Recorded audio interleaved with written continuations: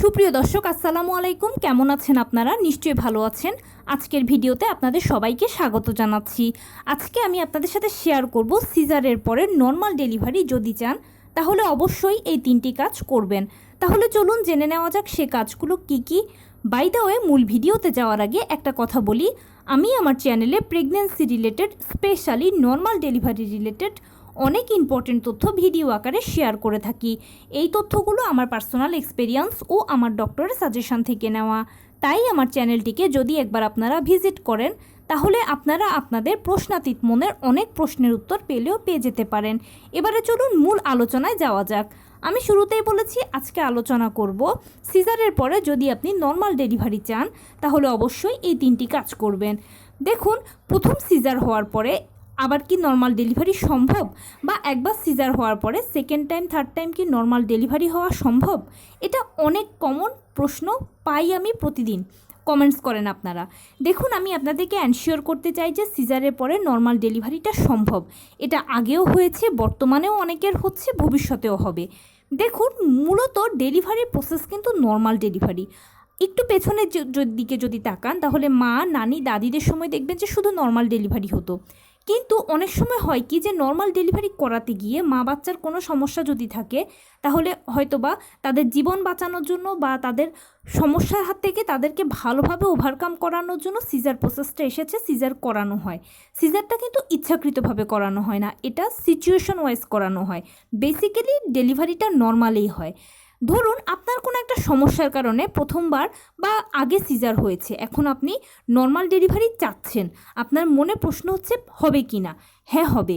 আপনারা মা বাচ্চা উভয়ে যদি ফিট থাকেন, আপনাদের যদি কোনো সমস্যা না থাকে, তাহলে ইনশাল্লাহ আপনার নর্মাল ডেলিভারি হবে। তো নর্মাল ডেলিভারি যে হবে এটা যে এখন শুনলেন, এটা শুনেই কি বসে থাকলে চলবে বলুন? না, চলবে না। এর জন্য আপনাকে কিছু কাজ করতে হবে। খুব বেশি কিছু নয়, শুধু 3টে কাজ করবেন। কি কাজ করবেন জানেন? নিয়মিত হাঁটাচলা করবেন। একদম সকালবেলা ঘুম থেকে উঠে 30 মিনিট হাঁটবেন, কিছুক্ষণ বাটারফ্লাই স্টাইলে বসে থাকবেন। রাতের বেলা ঘুমোতে যাওয়ার আগে 30 মিনিট হাঁটবেন, কিছুক্ষণ বাটারফ্লাই স্টাইলে বসে থাকবেন। এরপরে সারাদিনে কায়িক শ্রম করবেন টুকটাক। পাশাপাশি নিজে যদি সময় পান, নিজেকে সেফ রেখে আপনি হালকা পাতলা টুকটাক ব্যায়াম করবেন। আর যদি না পারেন, প্রয়োজন নেই, নিয়ম করে হাঁটাচলা করবেন, কায়িক শ্রম করবেন, কিছুক্ষণ বাটারফ্লাই স্টাইলে বসে থাকবেন। বাস, আপনার প্রিপারেশান নেওয়া মোটামুটি 70% থেকে 80% হয়ে গেছে নর্মাল ডেলিভারির জন্য। এর পাশাপাশি লো কমেটটা ব্যবহার করবেন। লো কমেটটা ব্যবহার করলে কি হবে, আপনার পেলভিসের একটা ভালো এক্সারসাইজ হয়ে যাবে, আর বাচ্চা বেরোনোর সময় কোনো বাধা হবে না, একদম সহজে এটা হয়ে যাবে। আর আপনি যে নিয়মিত হাঁটাচলা করবেন, এতে কি উপকার হবে জানেন? সময় মতো জরায়ু মুখটা খুলে যাবে এবং সময় মতো পেইন আসবে। মানে নর্মাল ডেলিভারি প্রসেসটা শুরু হওয়ার ক্ষেত্রে আপনার কোনো ডিলে হবে না, কেননা আপনার বডিটা একটা এক্সারসাইজের উপর দিয়ে যাচ্ছে, সেই জন্য। এর পাশাপাশি সেকেন্ড যে কাজটা করবেন, নিয়মিত পুষ্টিকর খাবার খাবেন। মাছ, মাংস, ঘন ডাল, হলুদ ফলমূল, সবুজ শাকসবজি, লাল জাতীয় খাবার, ওমেগা 3 ফ্যাটি অ্যাসিড সমৃদ্ধ খাবার, এবং নর্মাল ডেলিভারির জন্য স্পেশাল খাবার হচ্ছে দুধ, ডিম, কলা, খেজুর, বাদাম। আমি আবার বলছি, নর্মাল ডেলিভারির জন্য স্পেশাল খাবার হচ্ছে দুধ, ডিম, কলা, খেজুর, বাদাম। প্রতিদিন কুসুম 1 গ্লাস গরম দুধ খাবেন, 2টো করে ডিম খাবেন, নিয়মিত কলা খাবেন, খেজুর খাবেন, বাদাম খাবেন। এগুলো এই জন্য নর্মাল ডেলিভারির জন্য স্পেশাল যে এই খাবারগুলো আপনাকে পর্যাপ্ত পরিমাণ শক্তি যোগাবে না, শুধু শক্তি আপনার শরীরে ধরে রাখতে সহায়তা করবে।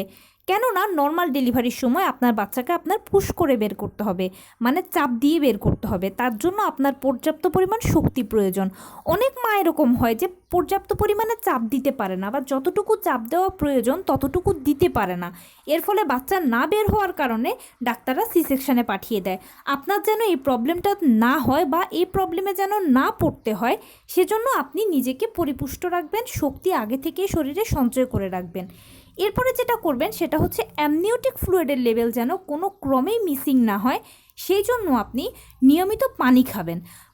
নর্মালি 8 থেকে 10 গ্লাস পানি আমরা খাই, কিন্তু এ সময় আপনি 12-13 গ্লাস পানি খাবেন। সারাদিনে নিয়ম করে আপনি আপনার মতো করে যদি 1-1.5 লিটার বা 12-13 গ্লাস পানি যদি খান, তাহলে আপনার অ্যামনিওটিক ফ্লুইডের লেভেল ঠিক থাকবে। আর জানেন তো, নর্মাল ডেলিভারির জন্য 5 থেকে 25 সেন্টিমিটার অ্যামনিওটিক ফ্লুইড থাকতে হবে। যদি আপনি এই পরিমাণ পানি খান, তাহলে ইনশাল্লাহ আশা করছি আপনার অ্যামনিওটিক ফ্লুইড নিয়ে আর কোনো ঝামেলা হবে না। অ্যামনিওটিক ফ্লুইড যদি ঠিক থাকে, তাহলে নর্মাল ডেলিভারির ক্ষেত্রে কিন্তু অনেকখানি বাধা কমে যায়। কেননা বেশিরভাগ মায়েদের নর্মাল ডেলিভারি ক্ষেত্রে যে সমস্যাটা হয়, অ্যামনিওটিক ফ্লুইডের লেভেল কম থাকে। তো নিয়মিত পানি খেলে কিন্তু আপনার অ্যামনিওটিক ফ্লুইডের লেভেলটা পিল আপ থাকবে। আর সেই সাথে আরেকটা কাজ করবেন, ওই যে বললাম কুসুম গরম দুধ, হ্যাঁ আমি আবার বলছি, দুধটাকে একটু কুসুম গরম খাবেন। বা যে কোনো খাবার আপনি যখন খাবেন একটু কুসুম গরম খাবেন। এতে কি হবে, গরম খাবারগুলো অ্যামনিওটিক ফ্লুইডকে ধরে রাখতে সহায়তা করে। দেখুন, একটা জিনিস শুধু তৈরি হলে হবে না, এটা তো ধরে থাকতে হবে। ওই ধরে রাখতে আপনাকে সহায়তা করবে কুসুম গরম খাবারগুলো প্লাস কুসুম গরম দুধ। তাই যে কোনো খাবার একটু কুসুম গরম খাওয়ার চেষ্টা করবেন। দুধটা অবশ্যই কুসুম গরম খাবেন। এটা অ্যামনিওটিক ফ্লুইড তৈরির পাশাপাশি ফ্লুইডটাকে ধরে রাখবে। এবং লাস্ট যেটা করবেন সেটা হচ্ছে নিয়মিত ডাক্তারের কাছে 4 বার চেক আপ করাবেন। কোন 4 বার চেক আপ করাবেন? আপনি যখন কনসিভ করেছেন তখন একবার চেক আপ করাবেন, 5 মাসে করাবেন, 7 মাসে করাবেন, 9 মাসে করাবেন। ডাক্তারের কাছে আপনি যদি এই চেক আপগুলো নিয়মিত করান, তাহলে আপনি ডাক্তারের একটা অবজারভেশনে থাকলেন। কোনো কিছু যদি লেকিংস থাকে, মানে কম থাকে, তাহলে সেটাকে আপনি বাড়াতে পারলেন। কোনো কিছু বাড়তি থাকলে সেটাও কমাতে পারলেন। আপনি একটা অবজারভেশনে থাকলেন, আপনি সুস্থ থাকবেন। এবং অবশ্যই ডাক্তারের দেওয়া আয়রন, ভিটামিন, ক্যালসিয়াম ওষুধগুলো নিয়মিত খাবেন। মনে রাখবেন, প্রেগনেন্সি পিরিয়ডে মায়েদের আয়রন, ভিটামিন, ক্যালসিয়াম ওষুধ খাবারের পাশাপাশি খেতে হয়। কারণ আপনি 1-এর ভিতরে 2, তার মানে আপনি যে খাবারগুলো খাচ্ছেন সেগুলো শুধু আপনার যাচ্ছে বা আপনি বাচ্চা উভয় ভাগাভাগি করে পাচ্ছেন। সব কিছুর মাঝে একটা লেকিংস থাকে, সেই লেকিংসটা ফিল আপ করবে আয়রন, ভিটামিন, ক্যালসিয়াম ওষুধগুলো। তাই ডাক্তার আপনাকে যত বেলা খেতে দেবে, যেভাবে খেতে দেবে, এগুলো নিয়মিত খাবেন। ইনশাল্লাহ আপনি যদি এভাবে মেনটেন করতে পারেন, এভাবে চলতে পারেন, তাহলে দেখবেন যে নর্মাল ডেলিভারির জন্য যা যা ক্রাইটেরিয়া আছে সব কিছু আপনিও আপনার বাচ্চা ফিল আপ করে আসতে পেরেছেন। তো দিন শেষে কি হবে, সময় শেষে অবশ্যই আপনার ডেলিভারিটা নর্মালে হবে। আগে সিজার হয়েছে বলে যে পরের নর্মালে হবে না, এটা টোটালি ভুল ধারণা।